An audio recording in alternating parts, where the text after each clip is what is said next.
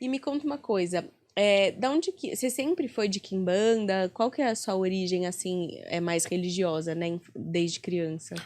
Eu, desde criança, eu buscava, assim, o espiritismo, o kardecismo, porque minha família, meus pais, já frequentavam, né? E eu tinha uma mediunidade um pouco diferente. Apesar que toda criança até uns 10 anos de idade, mais ou menos, ela tem, por natureza, esse canal mais aberto espiritual. Então, muitas vezes você vê a criança, tá com o amiguinho imaginário. Nem sempre é um amiguinho imaginário, ela tá vendo muita coisa que a gente não tem, justamente porque ela não está muito adensada a essa realidade terrena, né? E quando a gente fala de percepções sensoriais humanas, a gente está muito abaixo da linha evolutiva. Se você pegar um réptil, por exemplo, uma serpente, ela vai ter visão térmica. Se você pegar uma formiga, ela consegue se comunicar através de ligações químicas, né? Cheiros que deixam nos caminhos, enfim. Então a gente está muito abaixo, a gente é preso nesses cinco sentidos, um sexto mais ou menos que pode ser declarado intuitivo, mas conforme a gente vai se fechando nos valores sociais impostos, né, pela nossa própria condição humana, sendo eles cada vez menos voltados, né, pro espiritual, a gente acaba deixando de lado essas percepções. Então, tudo que você deixa de usar no corpo, ele acaba atrofiando. Quando você fica internado muito tempo, deitado, você acaba perdendo musculatura. Se você não usa determinada função do seu corpo, ela vai deteriorando. Você vai perdendo essa habilidade ou esse movimento. Então, com a espiritualidade é mais ou menos a mesma coisa. Contando que nós, quando encarnamos nessa realidade terrena, nós viemos de algum lugar, né? Aí o culto da Quimbanda de cultuar nossos ancestrais, não necessariamente os consanguíneos, mas você veio de alguma egrégora pertencente de algum lugar, né? Tem as correntes que falam os exilados de Capela ou de outros orbes, de alguma maneira viemos parar aqui. Uhum. Então, quando você não conhece uma pessoa, mas de repente você tem uma afinidade muito grande, meu, parece que eu conheço essa pessoa há 100 anos, e você, na verdade você conhece há uma semana. Existe uma ligação. E nunca fez muito sentido para mim algumas coisas. Então, voltando à época do kardecismo, eu sentia que faltava alguma coisa, porque todas as religiões em si que você for colocar, partindo do princípio, né, religar, e região, religar a Deus, é uma questão muito de, tudo é lindo, nossa, deixa que, não, perdoa, não, dá outra face. E eu não entendia muito dessa forma, né? Se você tem um Deus onipotente, né, onipresente, um criador de tudo, e você vê uma série de mazelas acontecendo ao seu redor, né, ou próprio a baixa, né, evolução do ser humano, até nos seus quesitos mais primitivos, se você colocar um monte de pessoas dentro de um estádio de futebol, as pessoas, maioria das vezes, elas perdem a capacidade de raciocinar. Elas se tornam uma manada, se você conhece o lado mais animal do ser humano. Então faltava alguma coisa para mim. Passei um tempo para a Igreja Católica, buscando algumas respostas. Cheguei a iniciar o seminário, não consegui as respostas que eu queria, muito pelo contrário. Vi algumas coisas na Igreja Católica que eu vou até salientar depois.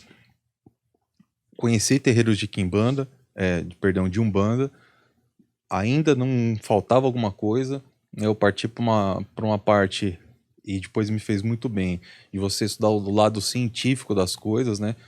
Eu estou vendo um espírito, tá bom, mas do que o espírito é feito? Uhum. Não, é É interessante. matéria? É átomo? É antimatéria? Como que O funciona que que você isso? chegou à conclusão?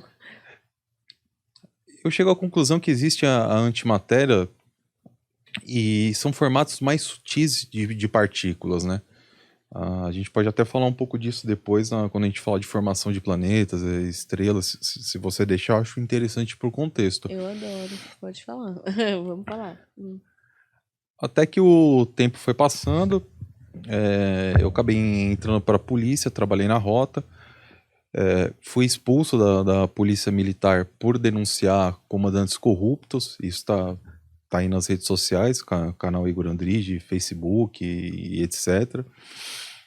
E dentro da polícia militar, para se você denunciar algum superior hierárquico seu, ou seja, se ele está cometendo um estupro, por exemplo, você está cometendo o crime de denunciar um superior. O quê? A polícia militar é assim. Caraca. Por isso que eu passei na verdade, a combater esses lixos em forma de seres humanos, que são os, né, na sua grande maioria, os descendentes lá que saem da olaria do Barro Branco lá. E você não tem medo, não? Então, tentaram me matar uma vez já, mas não conseguiram. Ao contrário de alguns coronéis aí que eu conheço, quando vieram matar, deram tiro em mim e no meu carro, né? Não foi no pneu do carro, em véspera de campanha política. Mas, enfim. Então sempre faltava alguma coisa nesse sentido.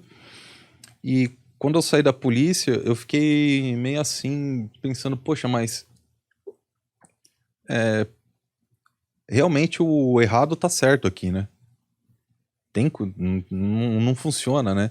Falei, se tem esse Deus cristão, Jesus Cristo, o carpinteiro lá, o Lazareno, eu não concordo com essa administração. Se eles estão administrando esse planeta, eu realmente, de fato, eu não tenho nenhuma afinidade, eu não concordo com a administração.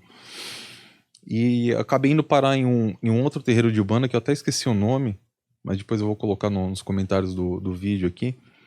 Uma amiga de faculdade me levou, ela e o esposo frequentavam esse terreiro. É um terreiro muito familiar, era dentro da casa deles, na garagem, assim. Era um casal, e era uma baiana e um caboclo, que eram os donos espirituais do terreiro. E era Umbanda ou era Quimbanda Era já? Umbanda, um terreiro bem pequenininho de Umbanda, era uma baiana e um caboclo. E eu cheguei, eu fiquei por último. Quando eu fui passar para receber passe, né, essas coisas, baixou uma entidade na época que eu não sabia que era, uma energia e tal. E ficou uns 40 minutos o pessoal virado e dando passe, e aquilo passou. Aí ela falou, ó, vai para casa, amanhã eu te ligo e a gente conversa. Eu achei muito legal esse terreiro, achei muito humilde da parte deles, porque o dirigente espiritual da Casa do Caboclo, ele veio em terra um dia, falou, ó, quero dar parabéns para todo mundo, vou explicar o que aconteceu. Nós nunca recebemos uma energia desse porte aqui no terreiro. Não é uma energia que nós estamos acostumados a lidar. Não é como a gente chama da nossa banda, né? É um tipo de entidade que não é... Um terreiro de Umbanda não comporta. Na verdade foi isso. Mas esse menino é bem-vindo para quando ele quiser visitar aqui, mas ele tem que procurar um terreiro de Quimbanda, um candomblé mais raiz dessa linha. E foi o recado que ela me deu. Me indicou um terreiro, e esse terreiro, ele era traçado, o que o pessoal chama de um bandomblé, um molocô, ou seja, é um terreiro em tese de candomblé, mas que ele tem as suas gírias de Umbanda também. Tá? E isso acontece por uma série de fatores. Às vezes o dono da casa, ele tem alguma iniciação, feitura de candomblé, e ele toca Umbanda também. Pode ser, acontece muito, infelizmente, de você estar numa gíria de Umbanda e ser um terreiro desse. Aí, ó, a entidade não consegue resolver aqui. Vai fazer um jogo de búzio lá que vai ter que fazer um trabalho. Então já é uma maneira de arrecadar cliente, né? Não são todos, mas tem terreiros que também agem de uma forma honesta. Eles tocam a Umbanda realmente para caridade, né? Na Quimbanda não existe isso de caridade, eu vou explicar mais adiante. Só que a partir desse momento eu comecei a ter alguns percalços, porque minha própria entidade, meu Exu frenteiro, que a gente chama, que sou Tranca-Rua das Almas, ele começou a se apresentar. Então ele começou a baixar em alguns terreiros que eu ia e apontar, isso tá errado, eu não quero ficar aqui, faz isso.